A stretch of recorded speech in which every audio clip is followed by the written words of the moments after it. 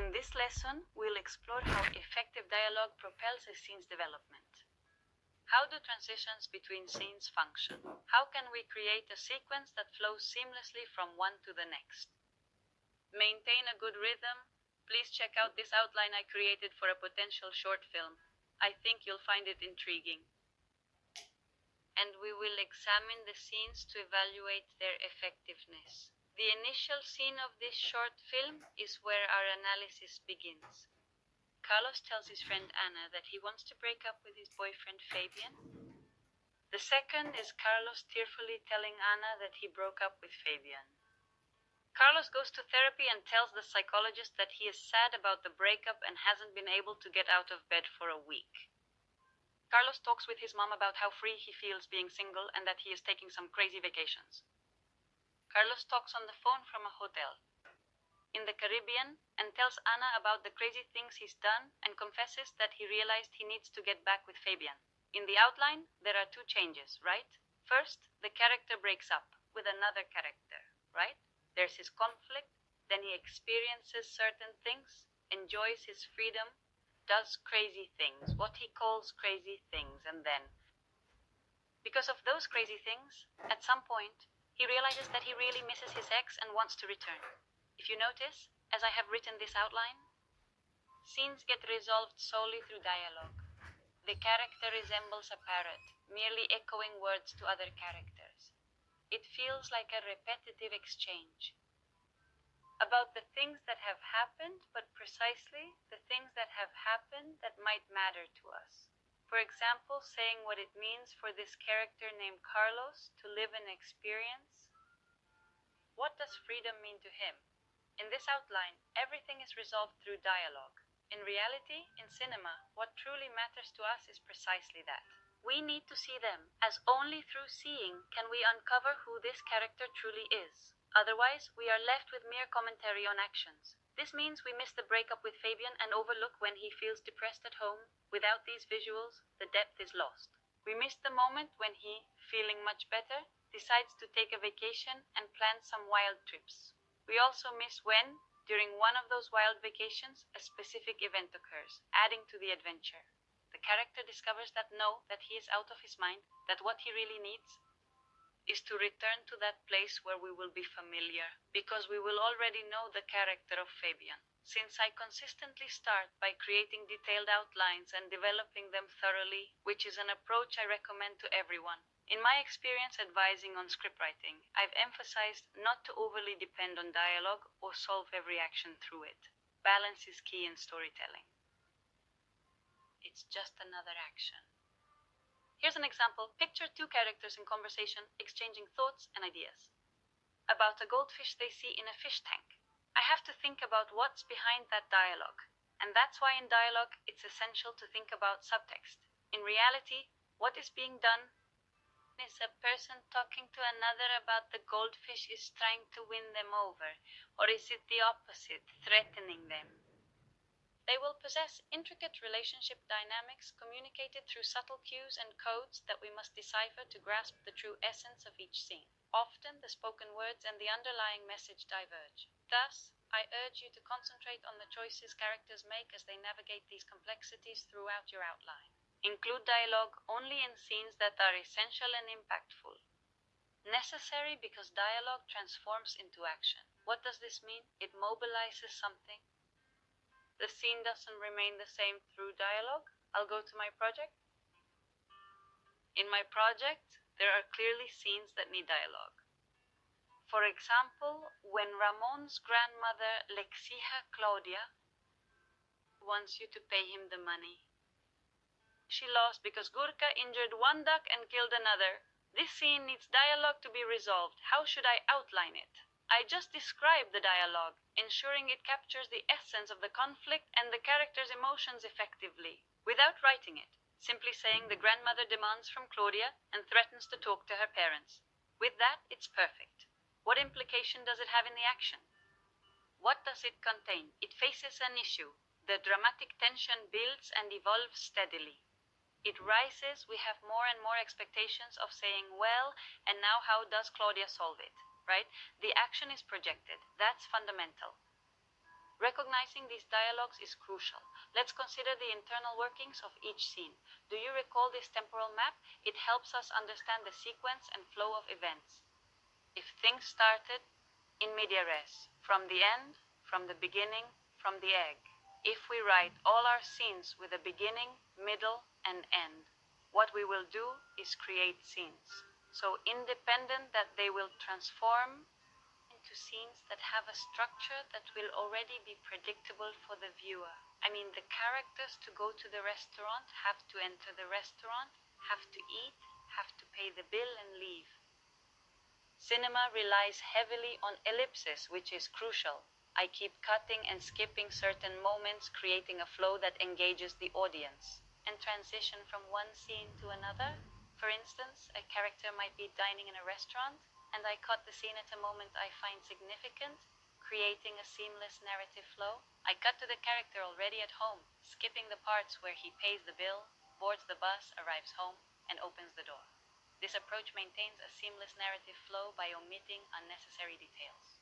How do I know which scenes to skip in an outline and in a script? Well, those scenes that don't contribute anything. And it means the viewer won't find anything interesting by watching these scenes, as they are just transitional moments with nothing particularly noteworthy or captivating about them, correct? I must remove them. I'm keen on my character being sociable, which impacts the conflict I'm developing. This aspect is crucial to the storyline and influences the character's interactions. Of course, a scene where he leaves his house and greets half of his neighborhood will be useful to me. If you understand, it depends on what conflict I'm developing, what scenes serve me, what I have to make visible to the viewer. So, as I explained before, a sequence involves discussing scenes that are interconnected due to a shared theme. For instance, the farewell sequence and the ship sinking sequence are linked by a common thematic element. The meeting sequence and the robbery sequence are linked themes. We will see that they are being built by various scenes. When considering a sequence, it's essential to realize that you are constructing a cohesive unit, and thus it becomes a unified whole. Will be made with different parts. If I remove one of those parts, it should completely change the meaning of the unit. So, let's suppose a farewell between a couple, a separation, can start in the bathroom of their house. The sequence, and it can end. Just when a character is about to board the metro bus, I realize as a screenwriter that each scene offers something valuable. These moments are pieces of a bigger narrative puzzle, contributing significantly to the overall story. And those fragments, I choose the best. It's like what Hitchcock said, right? A good drama is akin to life, but without the dull parts. I won't include anything lacking potent information that helps me grasp the character's state. Each scene should offer something valuable, contributing to the overall narrative. If they're scared, if they are comfortable in the situation, and how I can demonstrate that clearly through actions. This is extremely important. To think that the states of the characters, the emotions the characters experience, often manifest in their behavior. For instance, if someone feels down or depressed, we tend to consider the easiest and most apparent reaction first, don't we? The character is crying. But after thinking about that, which is in general, because of the number of movies we've seen with scenes of characters crying, or because we learned early on that crying is linked to sadness, we can also consider how sadness might manifest through actions. It's not just tears. Actions can equally convey deep emotions. Sadness can surface during simple actions, like when a character is getting dressed or brushing their teeth. It might appear when a taxi doesn't stop for them on the street, leading them to tears. These moments show how emotions can manifest in everyday activities, not just through obvious signs like crying. Not necessarily when they just hung up the phone with their boyfriend. That's very important. Try to manage that emotions don't only appear when it's logical for them to appear, but also when the character has room or something triggers an emotion, like the anger from being splashed by a taxi. These instances reveal how emotions can emerge unexpectedly, not just when it's logical, but through everyday occurrences. Then I reach the frustration of losing someone or the joy of not caring about a taxi splash if I just won a prize. Ultimately, the character's emotions surface in unexpected moments. Soaked through and through with water, the character ends up smiling. Given the viewer's engagement with the narrative thus far, it becomes clear why the character finds humor in their current predicament. After all, remember the earlier scene where the protagonist triumphantly claims their prize? There they might not have reacted much because they were in an environment where they couldn't show their joy as much. But when the taxi splashes them, of course, they feel free and say, "What does it matter? Here I am, I'm happy, I know I'm going to claim my prize tomorrow." Is what also maintains the viewer's engagement, as they piece together the sequences and connect the information I provide in the middle with the beginning, creating a cohesive understanding of the narrative as it unfolds. I provide information in a scene at the end that connects with the middle of the narrative. If each scene is self-contained and presented from start to finish, it enhances viewer engagement. What we're doing is abandoning the idea that the viewer finishes the story, which is crucial. It's similar to how novels work. People enjoy them because they create anticipation and invite engagement, that you will be uncovering new elements. If the novel laid out every detail on each page you read, well, eventually, you'd feel unnecessary to the story's creation. The joy comes from piecing together the narrative yourself. In general, in art, it is very important that the viewer, yes, a fundamental part of constructing something. So I'm going to go back to the outline I'm developing. Remember that I'm proposing you make an outline where we craft each scene and witness their organic evolution, observing how they naturally unfold and develop. Scenes. We end here when Claudia discovers Ramon here. And Ramon mentioned that to feel he had a world, he needed to be active.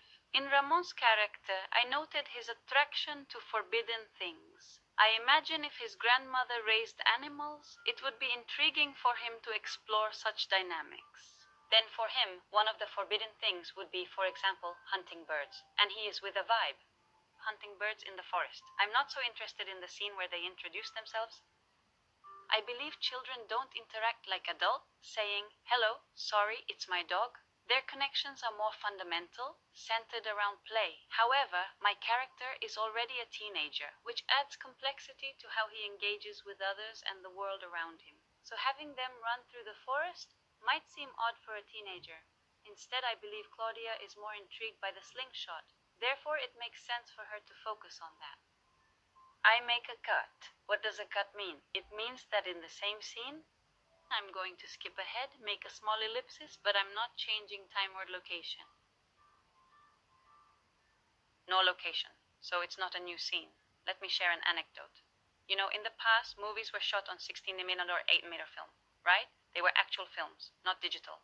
This method was quite different from today's digital filming techniques. Tapes were wound and edited using a moviola. When you read old scripts, you'll notice that between each scene, there are specific editing marks. There's a cut, but it happened because it was literally snipped with scissors and then glued to another piece, not digitally edited. So that remained from that time. Now one places a cut within a scene when one wants to make an intention of an ellipsis, or that you go to a specific place. For example, the scene we saw from Psycho, they realize we immediately go to a kind of break. The face already has a cut aligned with